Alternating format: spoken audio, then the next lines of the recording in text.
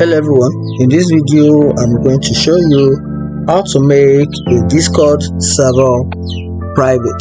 So for you to be able to make a Discord server private, you have to make sure that you are the owner of the server you want to privatize, because it's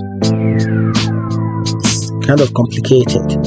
So right now I'm just going to click on one of my server, which is Nema server. You can see that Nema server. I actually have this server here and this one right here, but it's mine.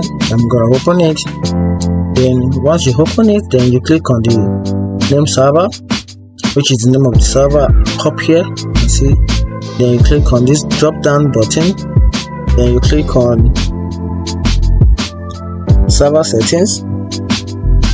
Once you click on server settings, you should have something like this on your main screen. Then you click on roles.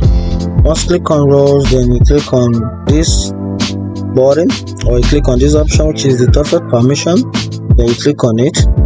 Once you click on it, you click on this everyone tab. Then you're gonna come down. Then you make sure you toggle off all this green button. So I'm gonna toggle this off. This again. Then almost everything. See, I have more down here. You can see. Very good. Turn it off. Turn it off. Turn off everything. I'm gonna make this. Also use external emoji. No. Turn it off. Also this. Use external stickers. Turn it off. Just go make every single part of it private. Send the voice messages. No, that means make it private. Create a pool. This is private. Connect, speak. Turn it off. Turn it off video. Allow members to share their videos on screen share. Turn it off. This also use soundboard. Turn it off.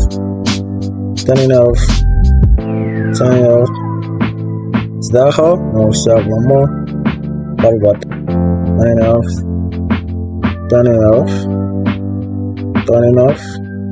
And that's it. Do that, then you click on save changes. And boom, that's it. If you find this video helpful, like and follow for more. Thank you.